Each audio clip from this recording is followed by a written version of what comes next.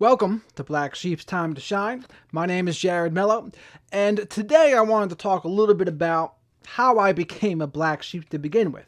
And I kind of want to get into, in some of the next few videos here, some of my background, because I certainly do have a storied background, that's for sure.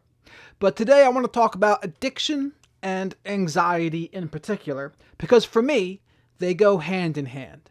And for me, I'd always had a severe social anxiety growing up. I'd never gotten diagnosed as having autism or being on the spectrum, but looking back at it, if I had gone to a psychologist earlier, I very well could have gotten that diagnosis. High functioning, mind you, but certainly a severe anxiety and autistic features. Now, I think it actually was helpful that I never got the diagnosis, though, but I certainly went on a journey because I didn't know. It might have been a little easier for me to recognize what was going on and then act accordingly. But as it was, people just thought I was super shy. And I could sit there and watch a NASCAR race when I was 5 years old that would last 5 hours. So some pretty rare things. Most 5-year-olds can't do that. But I always had some odd tendencies and nicks and knacks. So I'd always had anxiety growing up. And it wasn't until puberty, though, did it really go to the next level. And when I started hitting 12, 13 years old, I started to get obsessed with sex. And my anxiety went through the roof. And I guess you could say sex became one of my special interests in the autism world. That's what they would call it. But I had severe anxiety, and I just couldn't be confident in any social situations. I had no boundaries, no self-respect, no sense of self-worth. I couldn't look people in the eye. I'd be extremely fidgety. I would to and fro my head left and right, because the anxiety was unbearable. And I didn't realize that my anxiety was so much worse than everyone else's. I didn't recognize anxiety for what it was. My experience with life was the only experience I had. So I was just going off of, well, this is just normal for me. And then in my teenage years, I discovered weed. And I liked weed at first. Weed eventually turned on me, but I liked weed at first. And then I discovered drinking. And I liked drinking much better because that anxiety would melt away. Now, they say people who have anxiety or people who are on the spectrum, it's a disorder of the GABA system in the brain. Alcohol impacts GABA A. Benzodiazepines also affect GABA A. And later on, many years later, I would discover something called phenibut, which affects GABA B. But that was my favorite drug of all time because it made me no longer autistic, really. And they say a lot of people who have autism, they love those kinds of drugs. And I could understand why. And again, I was never diagnosed as such, but it was certainly a severe anxiety. So I discovered drinking, went off to school, and I was a little careless with drinking. I had some run-ins with the law. But then I found opiates, and that was just the end-all be-all for me. It medicated my anxiety and my depression better than anything I had ever found up until that point. And I went on methadone. I went backwards is what I did. I started with methadone, then went to Oxycontin, and went to rehab for just those two things because I ran my life into the ground. And then the day I got out of rehab was the first day I did heroin. But all of those opiates, in particular methadone, they would medicate my anxiety in a way that I finally felt normal. I was able just to live the way it looked like other people could live normally. And everyone would say, Jared, oh, you're just being silly. Your anxiety is not that bad. Or they would look at how I looked, and so it didn't make sense for them to see me as someone who had anxiety or a low sense of self-worth. But when you're an alright looking guy, but you have extreme anxiety, and your sense of self-worth is so low, it's hardly even existent, people think you're stuck up. People think you think you're better than them.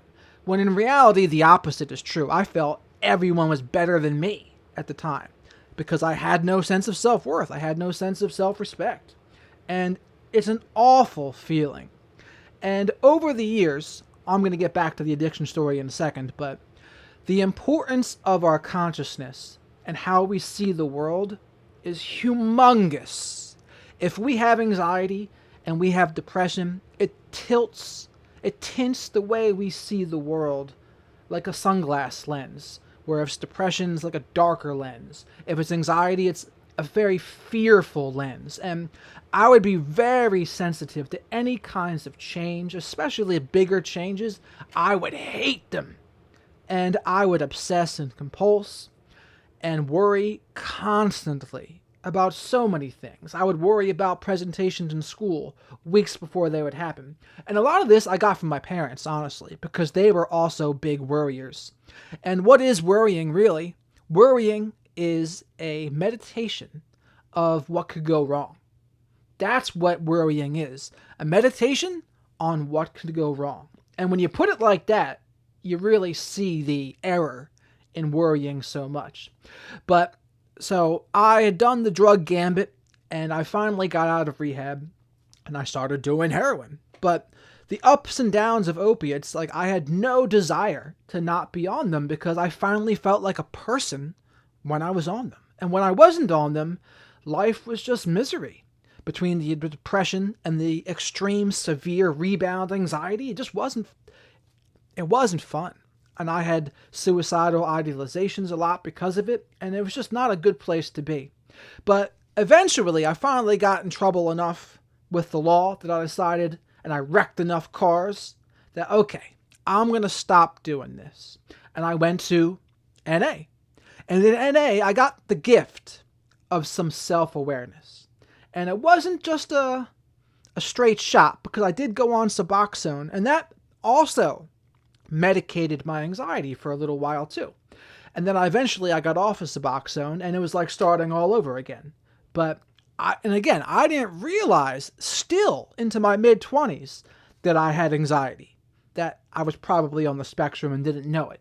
And I had the depression, the anxiety would turn to depression as well sometimes because I just wasn't happy. But I went to the room, and they told me I had the disease of addiction. And that's what I assumed I did have for a while. Now, I've come to amend that stance now. I've recognized my issues for what they are now. But at the time, I acted as if I just had the disease of addiction because, in my opinion, the rooms, AA and NA, you get a hodgepodge of all different kinds of disorders. You get people who are depressed. You get people that have BPD, NPD, people who are on the spectrum, other kinds of personality disorders, bipolar disorder. You get a little bit of everything. But the cool thing about NA and AA is the sense of community, believing in some sort of power greater than yourself, and working on some steps is basically what? It's cognitive behavioral therapy, basically, where when you work with a sponsor, that's what you're doing. You're talking over your stuff with somebody. You're learning how to get honest. You're learning how to practice humility. And those things are indispensable in anyone's journey of spirituality or growth. You need those things. If we can't be honest, if we can't practice humility, we can't admit when we're wrong, we're not going to get too far. So I'd gone to the meetings here, and I'd gotten off all the substances, but then women became my issue. I became much more of a love addict. Now, you could say now that it was me seeking some form of supply, and I've had debates with myself, what's the difference between a love addict and a borderline or narcissistic person seeking supply? I don't know. Now, in the rooms, they would say that's just the current manifestation of the disease of addiction. And I would say, okay. I mean, I think there's a little truth in all of it, to be honest. But that became my problem for a while.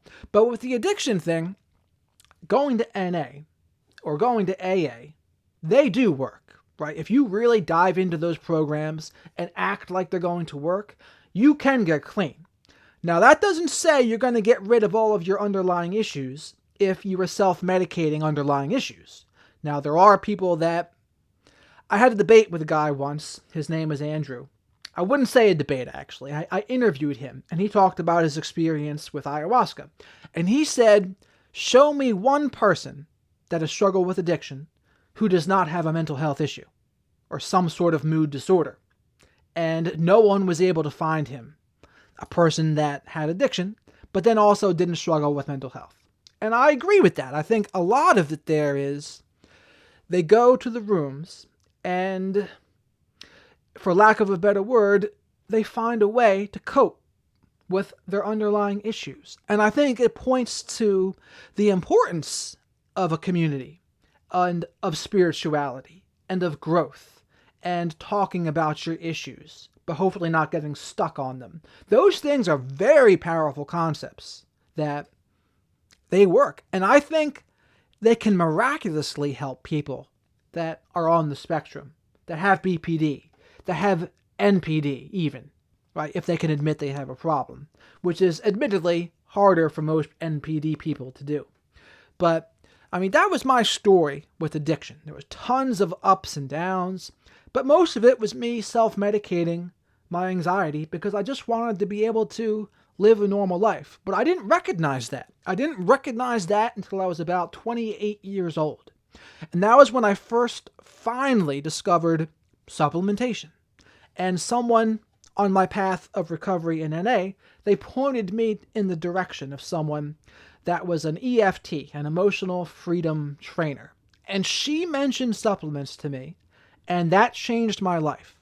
And now today, I have a very extensive supplement routine, and I wouldn't necessarily recommend it for everybody, but for me, it's helped me 1000%, where I'm able to present myself today as a person that I wouldn't have thought was possible 20 years ago. And to me, it's a miracle. And I'm so happy that I have found the things that I have found, because it's like I've gotten a second shot at life. Because before, I never would have guessed I would be able to speak and have a YouTube channel and talk to people and look them in the eye and be confident. Those were things that were just not my reality.